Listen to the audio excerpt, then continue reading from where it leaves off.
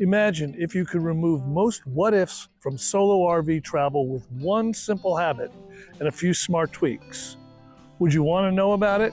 Stay with me. I'll give you the crucial 3-word habit at the end that quietly lowers the risk at every single stop. This is part 2 in the series, what seniors need to know about RV living. What if your RV lit the floor for you before your feet even moved? Place small battery motion lights along your night path. The first interior step just inside the door, the hall to the bathroom, and that deep cabinet you reach into half asleep. They wake when you move. No wiring required. You're never groping for a switch in the dark. Add heavy-duty traction tape to the exterior steps. Clean, press, and you'll feel the grip on the first dewy morning. Slips happen fast. Late-night steps shouldn't feel risky.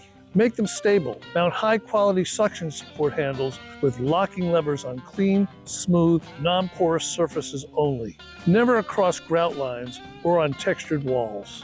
These are for balance, not for full body weight.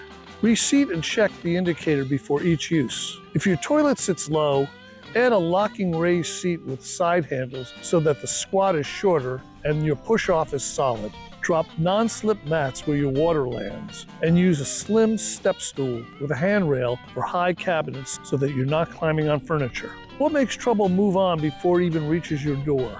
Turn the entry into a small fortress. Add a secondary door latch that resists prying and apply security film to reachable windows. Inside, a simple door sensor for audible alarm buys time and noise. 2 things trouble hates.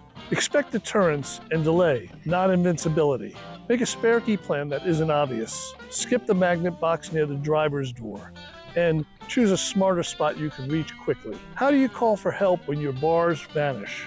Especially when you're out there on your own. Build communication you can trust. Carry a pocket power bank, and if you like remote places, a cell booster. If you travel off-grid like I do, hang a simple satellite messenger by the door where your hand naturally lands. A small handheld that talks to satellites, not cell towers, so that you could send SOS and 2-way text with no signal. It connects to a 24/7 response center, lets you message family, share GPS, and even pull basic weather, depending on the plan. Popular options include Garmin InReach, Zoleo, and Spot. They use satellite networks and require a paid plan.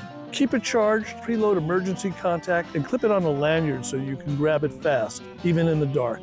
What if backing into any site felt calm and boring? In a good way. Give yourself a digital copilot. A wireless rear camera erases the blind spot behind you. Power the camera from a rear 12-volt circuit. Reverse lights for auto on in reverse. Or marker and running lights if you want an always-on view. And mount the screen on the dash. Backing and lane checks become predictable instead of stressful. What's the 30-second fuel stop routine that keeps you from making a mess? Pick a wide, easy in station or truck-friendly island. Before you turn in, spot your exit. Line up so you can pull straight forward when you're done. No backing, no tight U-turns behind pumps. When you restart, run a quick sweep, cap tight, bay doors latched, stairs up, antenna down, anything you set on the bumper or cowl back inside. People and pets accounted for, receipts stowed. If anything's not right, fix it before you roll. Wind finds bad packing fast, so balance your load before it does. Stow the heaviest items down low and near the center line. If a draw hums on travel day, repack or pad until it rides quiet. Quiet means secure. Set a personal max bin weight you can fit without strain. Future you will thank present you on every move day. If a first responder knocked right now, could you hand them everything they need in one page? Create a door side just-in-case binder. Up front, a large type summary of meds and dosages, conditions and allergies, primary doctor, emergency contacts. Behind that, copies of ID, insurance, plus RV registration and insurance. Update when anything changes. Handing over answers beats hunting for them. What if your cab felt like a cockpit and not a junk drawer? Give it a cognitive tune-up. Park sunglasses, spare readers, a pen, a tiny notepad, and a route overview with an easy reach. Label matching keys. Put toll pass, park pass, and site map in one clear pouch. Set the climate for alertness and crack a vent for fresh air.